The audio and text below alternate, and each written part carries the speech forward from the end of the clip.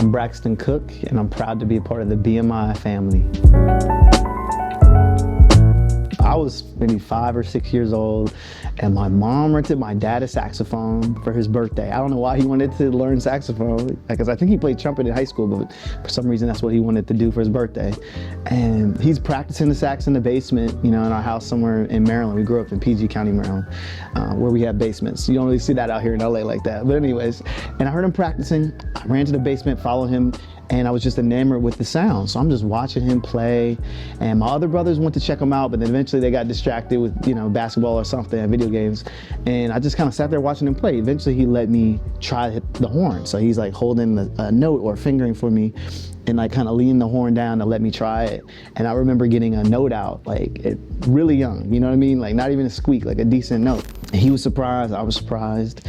And I was like, where I want to say, like, where the seed was planted, you know? And eventually come like 5th grade, 6th grade, where it's like band class time, I wanted to play the saxophone because I just felt like I had a kind of calling or like, you know, attraction to that sound and that instrument. It's always kind of been there.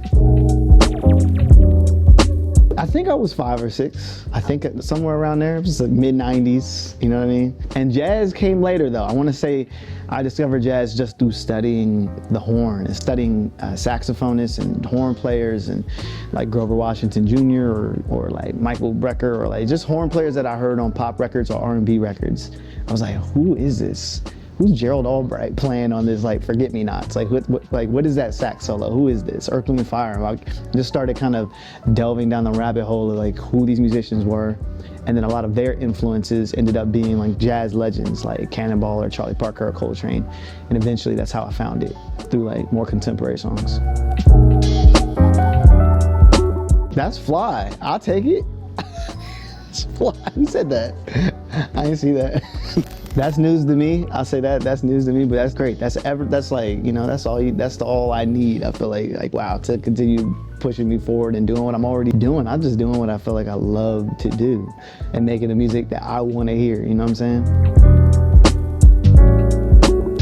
That's for sure. Like, we've toured a lot last year. That's for sure one of the like heavy closers in the set, you know, where people will really come up to me, sometimes teary-eyed, that song really spoke to them. And, you know, that was a tune I was like trying to encapsulate just the beauty of my family, you know, the beauty that is family, how important that is. You know, it's an ode to my wife, but also just the amazing Black women in my life. My mother, just like my grandparents, my history, my lineage, and people that have done so much to get me to where I am. It's an ode to that, and I think it resonates that way. Like it literally does. It's one of those tunes where, yeah, people just feel so much emotion. And I didn't write all that myself. The beginning melody I wrote, and it's definitely influenced a bit by, you've heard like Nat King Cole sing, Mona Lisa, Mona Lisa. It's a bit inspired by that. But the bridge, my guitarist, Andrew Renfro, he helped write that bridge, and, you know, we came up with a special composition. You know, the main theme is family. That's a huge influence in just this stage of life that I'm in. You know, I have a son, August, who's just turned 3, another kid on the way.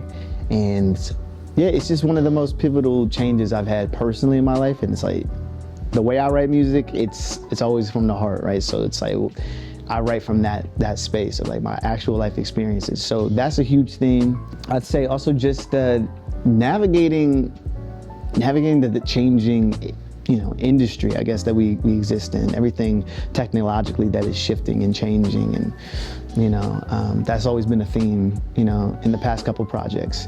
And so I still like speak to that as well, you know, on the record. Originally when I wrote that was like top of the pandemic kind of thing. It was, or even before that rather, I think I wrote the original demo like somewhere in 2019, and it didn't quite make that Fire Sign album, hence that astrological theme, Zodiac, and like, you know, on that record, what I have Virgo and Shooting Star and Moonchild, it had that kind of theme to it. Zodiac, you know, it was written around that time, but I didn't quite finish it. You know, it was one of those things where I had only the A section, you know, that I only had like half of the tune written. So it sat on my hard drive for like a few years until we got in the studio and fleshed it out, and I was like, man, we got to come up with an outro and and the intro. But to speak to to some of the themes that influence that, I think for sure Mary Lou Williams' Zodiac Suite. It's a composition that something we studied back in school when I was at Juilliard. We played it in the big band, and Mary Lou Williams, another just incredible, prolific composer, and an amazing black woman that a lot of her music and compositions don't get enough love. I remember we played Scorpio and all of her compositions, and I was like, these are amazing, and they're very modal. You know what I mean? Like 1 or 2 chords, but all these beautiful melodies and stuff. So I was inspired by that, as well as the bell tones that were in the compositions. And bell tones, those are like Boyz II Men even does it. They go doom doom doom da, that stuff, where these notes are ringing off kind of like in succession. Yeah, I put that into the composition as well, and it's like that's a tradition that goes back into the big band era and the marching band era. So tried to just kind of infuse all of those things in that composition. Yeah, we have an Asia tour coming up, and I remember the last time we played Japan, it was just they treat you like royalty, you know what I'm saying?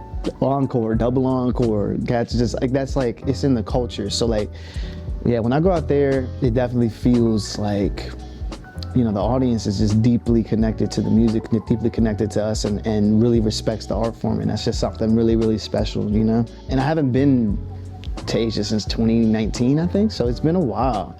I'm really looking forward to it, for real. First time taking my band, and first time headlining, playing Blue Note, Beijing, Shanghai, playing out in Hong Kong, and then Blue Note Tokyo, so it's gonna be crazy. I've always wanted to be part of the group of musicians that can speak to the tradition of the art form, but also still make it, make the music current and add in different elements of our time and help grow and build the audience. I've always had a mission to want to do that, right? I didn't want to just have a band where we're playing just jazz standards, and that's fine. I love doing that, and I still do. That's part of getting better at jazz, but as far as the art that I actually want to create and put out, I need to speak to all of my influences and things that help me become me. And in doing so, I've already seen the impact that that's had. So I feel, fortified by that and just want to continue on that path. I remember touring with Christian Scott and Rob Glasper and all these musicians. That was my first gig. So, that had a profound influence on just how I see the art, right?